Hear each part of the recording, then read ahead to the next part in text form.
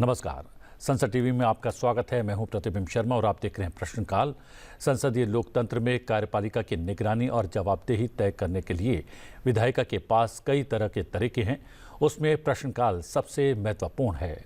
संसद के दोनों सदनों में प्रश्नकाल की कार्रवाई के दौरान विभिन्न विषयों से जुड़े सवाल पूछे जाते हैं, जिसका जवाब संबंधित मंत्रालयों की ओर से दिया जाता है। लोकसभा में प्रश्नकाल के दौरान विभिन्न मंत्रालयों से जुड़े विषयों पर सदस्यों ने सवाल पूछे, जिसका संबंधित मंत्रालय की ओर से जवाब दिया गया।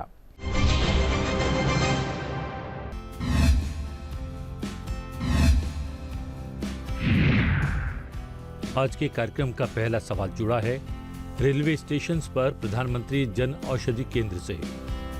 इस सवाल को पूछा है लोकसभा सांसद पूनमबेन माडम ने। पूनमबेन माडम और राजेश भाई नारायण भाई चूड़ासमा ने। इन सांसदों ने अपने सवाल में रसायन और उर्वरक मंत्रालय से पूछा कि क्या सरकार ने रेलवे स्टेशनों पर आने वाले यात्रियों और जनता के आरोग्य और कल्याण में वृद्धि करने और सभी को वहनीय मूल्य पर गुणवत्तापूर्ण दवाएं और उपभोज्य वस्तुएं उपलब्ध कराने के लिए कोई कदम उठाए हैं? यदि हाँ, तो ब्यौरा क्या है?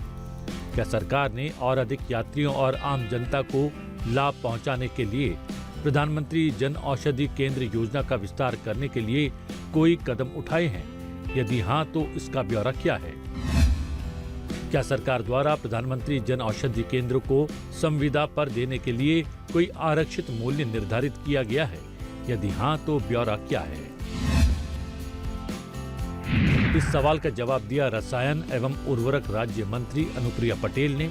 उन्होंने बताया कि रेलवे स्टेशनों पर आने वाले यात्रियों और आम जनता के स्वास्थ्य और कल्याण को बढ़ावा देने और वहनीय मूल्य पर गुणवत्तापूर्ण दवाइयां और उपभोग्य वस्तुएं उपलब्ध कराने के लिए दिनांक 30 नवंबर 2024 तक देश के विभिन्न भागों में रेलवे स्टेशनों पर 77 जन औषधि केंद्र खोले गए हैं। जन औषधि केंद्र रेल मंत्रालय की आवश्यकता के अनुसार मंत्रालय द्वारा निर्धारित किए गए स्थानों के रेलवे स्टेशनों पर खोले जाते हैं। सरकारी अस्पतालों, रेलवे स्टेशनों के मामले में संबंधित प्राधिकारी इसके स्थान के आधार पर कोई भी आरक्षित मूल्य, लाइसेंस शुल्क निर्धारित करने के लिए एक तंत्र तैयार करते हैं। ये विभाग किसी के लिए भी आरक्षित मूल्य निर्धारित नहीं करता है।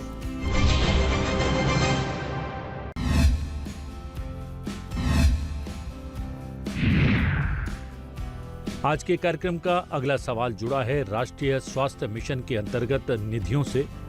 इस सवाल को पूछा है लोकसभा सांसद शफी परमबिल ने। उन्होंने स्वास्थ्य एवं परिवार कल्याण मंत्रालय से पूछा कि राष्ट्रीय स्वास्थ्य मिशन के अंतर्गत वित्तीय वर्ष 2023-24 के लिए आवंटित जारी निधियों की कुल राशि कितनी है। राष्ट्रीय स्वास्थ्य मिशन के अंतर्गत वित्तीय वर्ष 2023-24 के लिए राज्यवार जारी हेतु लंबित निधि की कुल राशि कितनी है? क्या राष्ट्रीय स्वास्थ्य मिशन के अंतर्गत वित्तीय वर्ष 2023-24 के लिए लंबित निधि जारी करने में कोई विलंब हुआ है? यदि हाँ, तो इसके कारणों सहित ब्यौरा क्या है? इस सवाल का जवाब स्वास्थ्य और परिवार कल्याण मंत्रालय में राज्य मंत्री प्रताप राव जाधव ने दिया। उन्होंने बताया कि राष्ट्रीय स्वास्थ्य मिशन के अंतर्गत राज्यों, संघ राज्य क्षेत्रों से उनकी वार्षिक कार्यक्रम कार्यान्वयन योजना में प्राप्त प्रस्तावों के आधार पर और उपलब्ध संसाधनों के अध्ययन स्वास्थ्य सेवा प्रणालियों को सुदृढ़ करने के लिए राज्यों, संघ राज्य क्षेत्रों को तकनीकी और वित्तीय सहायता प्रदान की जाती है। राज्यों से उनकी कार्यक्रम कार्यान्वयन योजना में प्राप्त प्रस्तावों के आधार पर राज्यों, संघ राज्य क्षेत्रों के संसाधन सीमा के साथ साथ मौजूदा मानदंडों को ध्यान में रखते हुए अनुमोदन प्रदान किए जाते हैं। एनएचएम के तहत धनराशि जारी करना राज्यों, संघ राज्य क्षेत्रों द्वारा वित्त मंत्रालय के व्यय विभाग द्वारा इस संबंध में निर्धारित दिशा निर्देशों के अनुपालन के अध्ययन होता है।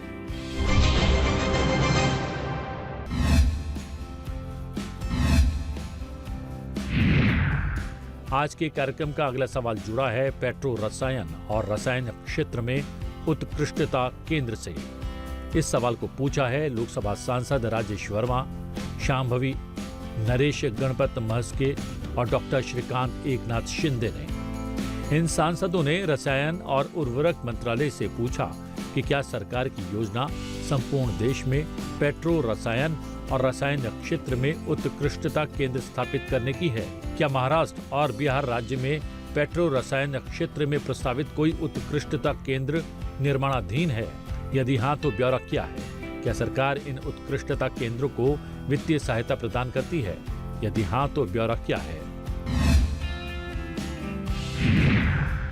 इस सवाल का जवाब रसायन और उर्वरक राज्य मंत्री अनुप्रिया पटेल ने दिया।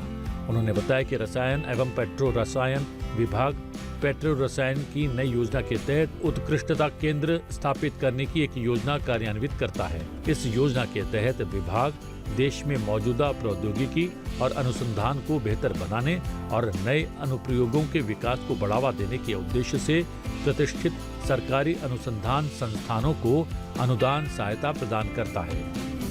मौजूदा विनिर्माण प्रक्रियाओं के आधुनिकीकरण और उन्नयन के साथ साथ उत्पादों की गुणवत्ता में सुधार पर जोर दिया जाता है। अब तक 18 उत्कृष्टता केंद्रों को मंजूरी दी गई है। महाराष्ट्र में 3 उत्कृष्टता केंद्र स्थापित किए गए हैं, जबकि बिहार राज्य में कोई उत्कृष्टता केंद्र स्वीकृत नहीं है। इस योजना के तहत भारत सरकार कुल परियोजना लागत के 50% तक वित्तीय सहायता प्रदान करती है, जिसकी अधिकतम सीमा 5 करोड़ रुपए है।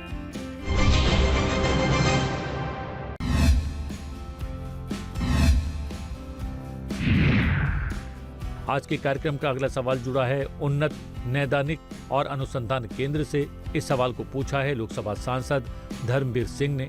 उन्होंने स्वास्थ्य एवं परिवार कल्याण मंत्रालय से पूछा कि क्या देश में उन्नत नैदानिक और अनुसंधान प्रयोगशालाएं स्थापित करने के इच्छुक शोधकर्ताओं, संकाय सदस्यों और चिकित्सा महाविद्यालयों के लिए अनुदानों, सरकारी कार्यक्रमों या सरकारी निजी भागीदारी सहित निधियन के अवसरों की व्यापक सूची उपलब्ध है? यदि हाँ, तो तत्संबंधी ब्यौरा क्या है? क्या सरकार ने अनुसंधानकर्ताओं अथवा चिकित्सा महाविद्यालयों के लिए इस निधियन हेतु आवेदन करने और प्राप्त करने के लिए पात्रता मानदंडों, आवेदन प्रक्रियाओं, आवश्यक प्रलेखन और अनुमोदन हेतु प्रत्याशित समय सीमा का ब्यौरा देते हुए कोई विशिष्ट प्रक्रिया उल्लिखित की है? क्या इस निधियन की निगरानी और सुविधा प्रदान करने के लिए किसी विशेष एजेंसी या विभाग को नामित किया गया है? और यदि हाँ, तो अपनी अनुसंधान और दैनादिक क्षमताओं को बढ़ाने के उद्देश्य से संस्थानों को दी गई सहायता या मार्गदर्शन का ब्यौरा क्या है?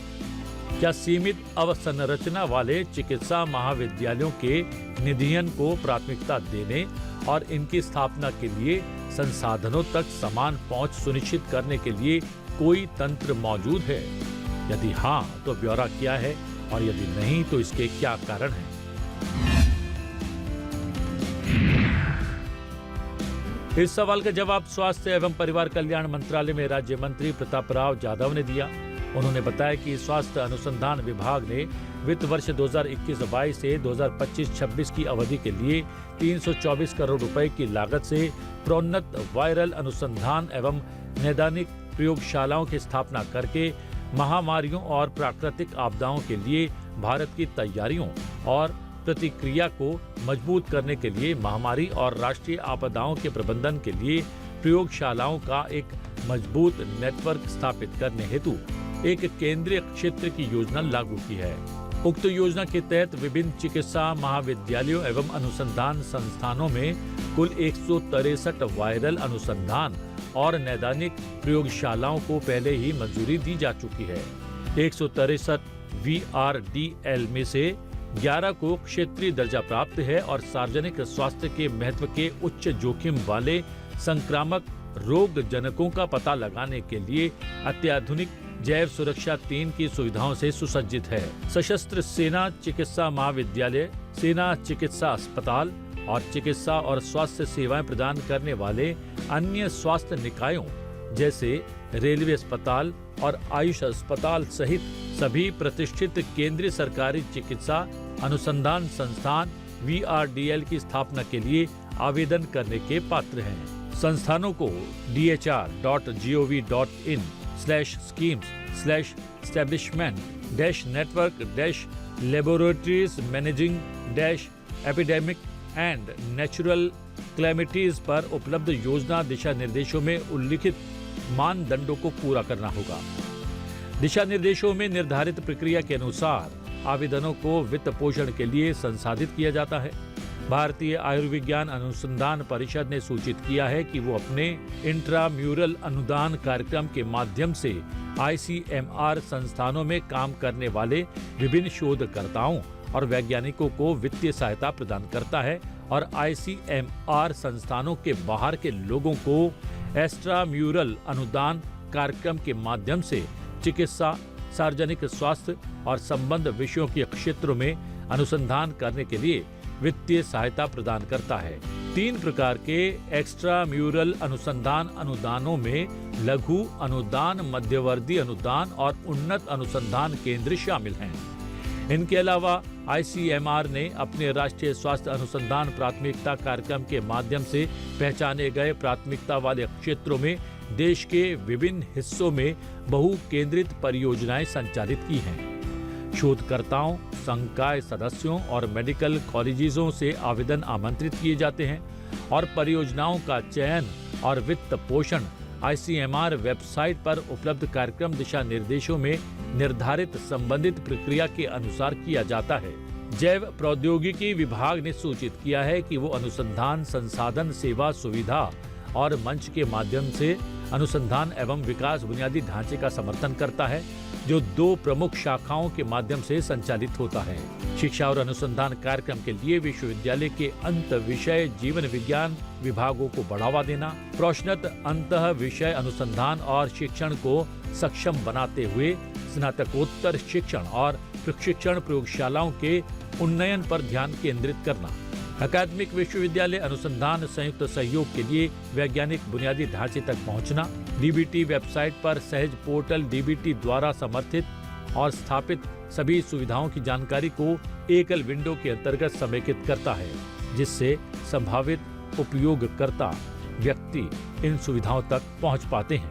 विज्ञान एवं प्रौद्योगिकी विभाग ने बताया कि उसका बायोमेडिकल डिवाइस एवं प्रौद्योगिकी विकास कार्यक्रम वैश्विक मानकों के अनुसार अभिनव उत्पाद विकसित करने के लिए चिकित्सा उपकरण उपयोग की अनुसंधान एवं विकास आवश्यकताओं को पूरा करता है। ये कार्यक्रम स्वास्थ्य सेवा अनुप्रयोगों के लिए स्क्रीनिंग, डायग्नोस्टिक, सर्जिकल और जीवन रक्षक उपकरणों पर ध्यान केंद्रित करता है। अपर्याप्त बुनियादी ढांचे सुविधाओं वाले शैक्षणिक संस्थानों, अनुसंधान एवं विकास संस्थानों, प्रयोगशालाओं में काम करने वाले वैज्ञानिकों, इंजीनियरों, प्रौद्योगिकीविदों से प्रस्ताव आमंत्रित करता है।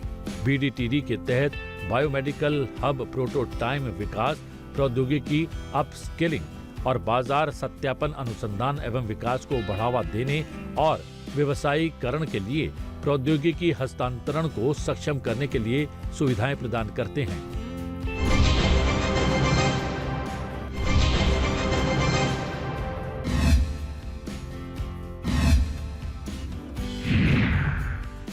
आज के कार्यक्रम का अगला सवाल जुड़ा है वर्ष 2025 तक क्षय रोग के उन्मूलन से।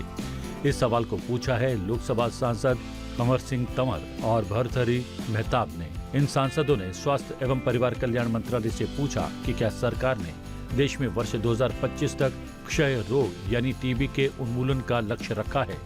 यदि हाँ तो ब्यौरा क्या है और इस लक्ष्य को पूरा करने के लिए क्या कदम उठाए गए हैं। क्या सरकार की 2025 तक क्षय रोग समाप्त करने की प्रतिबद्धता के तहत हुई प्रगति निर्धारित लक्ष्य के अनुरूप है। यदि है तो ब्यौरा क्या है और इस लक्ष्य को पूरा करने के लिए क्या कदम उठाए गए हैं। क्या सरकार ने क्षय रोग उन्मूलन के लिए कोई कार्यक्रम शुरू किया है और यदि हाँ तो ब्यौरा क्या है और छत्तीसगढ़ सहित देश में उक्त कार्यक्रम के कार्यान्वयन के लिए सरकार द्वारा क्या कदम उठाए गए हैं या उठाए जाने का विचार है। क्या दवा प्रतिरोधी क्षय रोग के लिए अपेक्षाकृत कम अवधि के लिए मुख्य मार्ग से दवाएं लिए जाने वाला उपचार शुरू होने से उपचार के परिणामों में सुधार हुआ है। यदि हाँ तो ब्यौरा क्या है। इस सवाल का जवाब स्वास्थ्य और परिवार कल्याण मंत्री जगत प्रकाश नड्डा ने दिया। उन्होंने बताया कि भारत सरकार ने वर्ष 2025 तक टीबी उन्मूलन के उद्देश्य से एक राष्ट्रीय कार्यनीतिक योजना 2017-2025 लागू की है, जो संयुक्त राष्ट्र के 2030 तक के सतत विकास लक्ष्य से 5 वर्ष पूर्व है। ये मंत्रालय राष्ट्रीय स्वास्थ्य मिशन के तत्वाधान में राष्ट्रीय टीबी उन्मूलन कार्यक्रम को क्रियान्वित करता है। NTEP द्वारा भारत को टीबी मुक्त बनाने के लिए महत्वपूर्ण प्रयास किए गए हैं। भारत में टीबी की घटना दर 2015 में प्रति 1 लाख जनसंख्या पर 237 से 2023 में प्रति 1 लाख जनसंख्या पर 195 तक थी, जो 17.7% की गिरावट दर्शाती है। टीबी से होने वाली मौतें 2015 में प्रति लाख जनसंख्या पर 28 थी, जो 2023 में प्रति लाख जनसंख्या पर 22 रह गई। इस प्रकार 21.4% की कमी हुई है।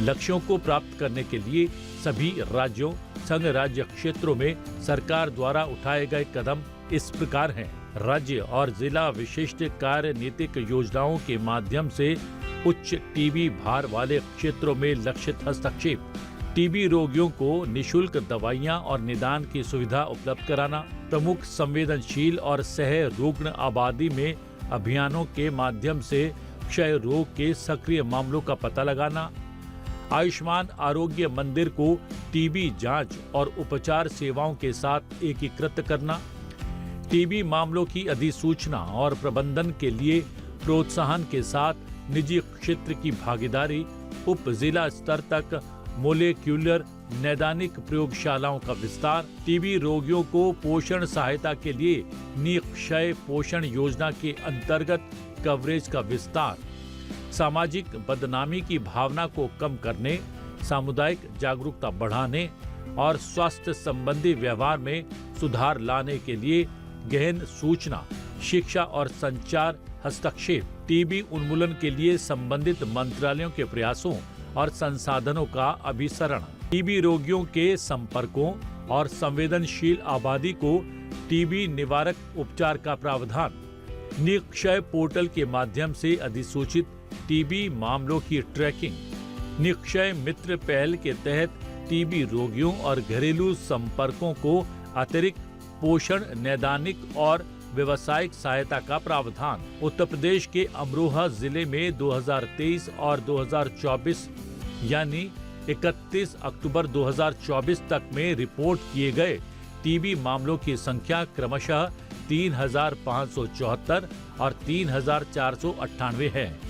दवा प्रतिरोधी टीबी के लिए लघु मुख्य सेव्य उपचार 2021 में शुरू किया गया था। इस उपाय से दवा प्रतिरोधी टीबी रोगियों की उपचार सफलता दर 2020 में 68% से बढ़कर 2022 में 75% हो गई है।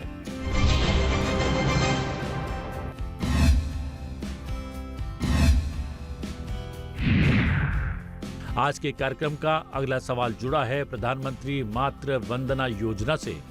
इस सवाल को पूछा है लोकसभा सांसद श्रीरंग अप्पा चंदू बारणे और अरविंद गणपत सावंत ने। इन सांसदों ने महिला और बाल विकास मंत्रालय से पूछा, क्या सरकार ने गर्भावस्था और प्रसव की स्थिति के कारण होने वाले मजदूरी के नुकसान की भरपाई करने और स्वास्थ्य संबंधी व्यवहार को बढ़ावा देने के लिए प्रधानमंत्री मातृ वंदना योजना शुरू की है? यदि हाँ, तो ब्यौरा क्या है? क्या सरकार को ये जानकारी है कि 50% से अधिक पंजीकृत लाभार्थियों को इस योजना के तहत तीनों किश्तें नहीं मिली? यदि हाँ, तो ब्यौरा क्या है? क्या सरकार ने इसके कारणों का पता लगाने के लिए कोई अध्ययन किया है? यदि हाँ, तो इस संबंध में विशेषतः मध्य प्रदेश सहित राज्यवार किए गए या किए जाने वाले प्रस्तावित सुधारात्मक उपायों सहित ब्यौरा क्या है? क्या पहला बच्चा लड़का होने की स्थिति में दूसरे बच्चे के जन्म पर योजना का लाभ देने का कोई प्रस्ताव है? यदि हाँ, तो ब्यौरा क्या है? यदि नहीं, तो इसके क्या कारण है? इस सवाल का जवाब दिया महिला एवं बाल विकास मंत्री अन्नपूर्णा देवी ने। उन्होंने बताया कि महिला एवं बाल विकास मंत्रालय प्रधानमंत्री मातृ वंदना योजना कार्यान्वित कर रहा है, जिसका उद्देश्य मजदूरी हानि की आंशिक भरपाई हेतु नगद प्रोत्साहन प्रदान करना है, ताकि महिला पहले बच्चे के प्रसव से पहले और बाद में पर्याप्त आराम कर सके और गर्भवती महिलाओं तथा स्तनपान कराने वाली माताओं के स्वास्थ्य संबंधी व्यवहार में सुधार किया जा सके। इस योजना में दूसरे बच्चे यदि बालिका हो के लिए अतिरिक्त नगद प्रोत्साहन प्रदान करके बालिका के प्रति सकारात्मक व्यवहार परिवर्तन को बढ़ावा देने का भी प्रयास किया जाता है। 1 अप्रैल 2022 के व्यापक मिशन शक्ति योजना की शुरुआत के साथ PMMVY के तहत किश्तों की संख्या 3 से घटाकर 2 कर दी गई है।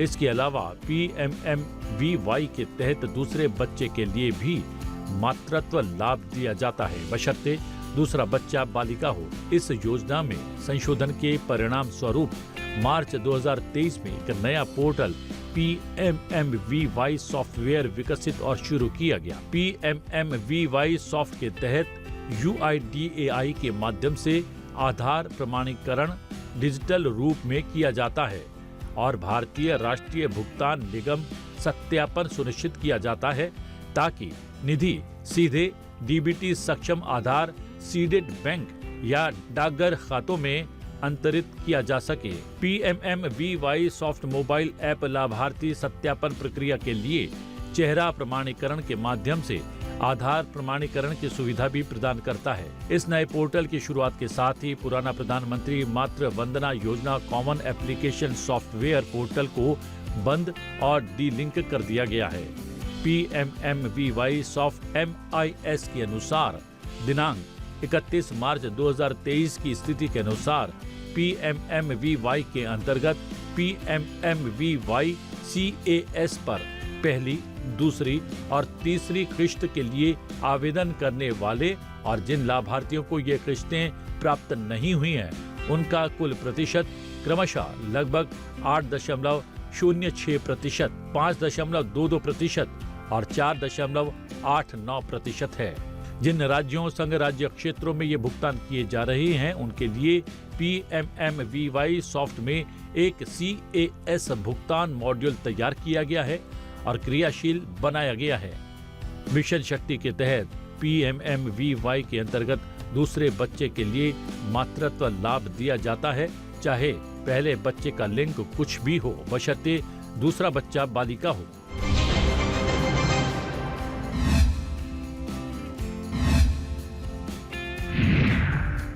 आज के कार्यक्रम का अगला सवाल जुड़ा है विदेश में भारतीयों को भर्ती करने वाली एजेंसियों की निगरानी से।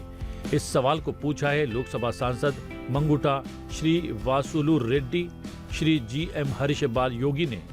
उन्होंने विदेश मंत्रालय से पूछा कि देश भर में वर्तमान में पंजीकृत और कार्यशील मैन पावर कंसल्टेंसी भर्ती एजेंसियों की राज्यवार कुल संख्या कितनी है?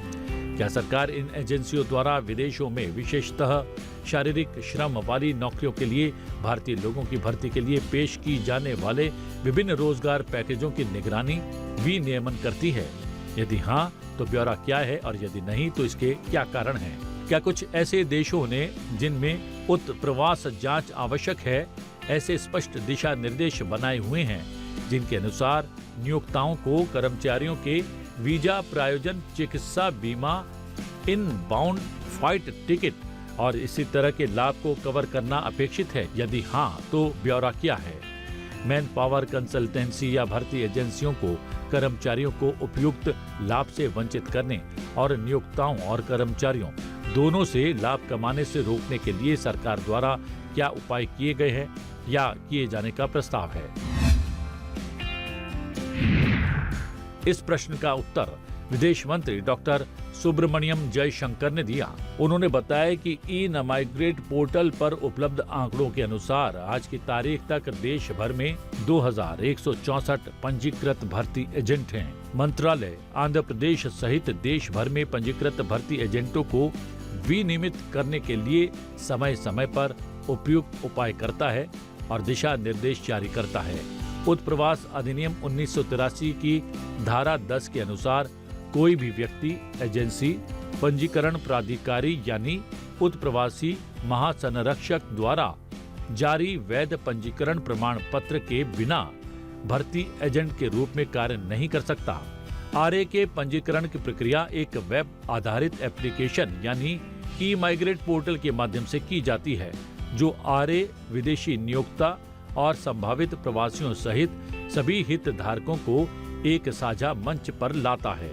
जब भी किसी पंजीकृत भर्ती एजेंट के विरुद्ध कोई शिकायत प्राप्त होती है तो संबंधित भर्ती एजेंट्स को उत्प्रवास अधिनियम 1983 की धारा 14 के तहत कारण बताओ नोटिस जारी किया जाता है, जिसमें उन्हें शिकायत का समाधान करने का निर्देश दिया जाता है। यदि भर्ती एजेंट कारण बताओ नोटिस का उत्तर देने में विफल रहता है या उत्तर संतोषजनक नहीं पाया जाता है तो उत्प्रवास अधिनियम 1983 की धारा 14(2) के अनुसार उनके पंजीकरण प्रमाण पत्र को 30 दिनों के लिए निलंबित किया जा सकता है। निलंबन का आदेश सक्षम प्राधिकारी द्वारा सभी हितधारकों से परामर्श के बाद और ये सुनिश्चित करने के बाद ही वापस लिया जा सकता है कि शिकायत का शिकायतकर्ता की संतुष्टि के अनुसार पूरी तरह से समाधान कर दिया गया है। इस पोर्टल पर धोखाधड़ी, अवैध भर्ती एजेंसियों के बारे में परामर्श, चेतावनी भी दी जाती है। मंत्रालय संबंधित राज्य सरकारों के सहयोग से अपंजीकृत अवैध भर्ती एजेंटों के माध्यम से हो रहे अवैध प्रवास के विरुद्ध त्वरित कार्रवाई भी करता है। सऊदी अरब, कतर, ओमान, मलेशिया, संयुक्त अरब अमीरात, कुवैत, जॉर्डन, बहरीन, लेबनान और इंडोनेशिया जैसे कतिपय उत्प्रवास जांच अपेक्षित देश अपने स्थानीय श्रम कानूनों के अनुसार विदेशी कर्मचारियों को इन देशों के नियोक्ता द्वारा वीजा प्रायोजन, चिकित्सा बीमा, हवाई टिकट और इसी तरह के अन्य लाभों को कवर कराने संबंधी दिशा निर्देश और प्रासंगिक जानकारी जारी करते हैं। ये व्यवस्था आमतौर पर नियोक्ता और कर्मचारी के बीच अनुबंध द्वारा शासित होती है। सरकार भावी प्रवासियों के कल्याण को सर्वोच्च प्राथमिकता देती है। उत्प्रवास नियमावली 1983 समय समय पर संशोधित के अनुसार कोई भी RA उसके द्वारा किसी प्रवासी को प्रदान की गई सेवाओं के संबंध में उस संभावित प्रवासी से निर्धारित राशि से अधिक सेवा शुल्क नहीं वसूलेगा और RA संबंध में वसूल की गई राशि के लिए प्रवासी को एक रसीद भी जारी करेगा। विदेशी नियोक्ताओं द्वारा भारतीय कामगारों के शोषण को रोकने के लिए सरकार ने ECR देशों में रोजगार के इच्छुक भारतीय प्रवासी कामगारों के वेतन को विनियमित करने के लिए न्यूनतम रेफरल वेतन तय किया है। मंत्रालय उत्प्रवासी संरक्षक कार्यालयों के माध्यम से MRW को लागू करता है। उत्प्रवासी संरक्षक कार्यालय उत्प्रवास नियमावली के नियम 15 के साथ पठित उत्प्रवास अधिनियम 1983 की धारा 22 के अनुसार अनिवार्य उत्प्रवास मंजूरी प्रदान करते समय विदेशी नियोक्ताओं द्वारा प्रस्तावित वेतन की जांच करते हैं और यदि प्रस्तावित वेतन निर्धारित MRW से कम हो तो उत्प्रवास मंजूरी देने से इनकार कर देते हैं।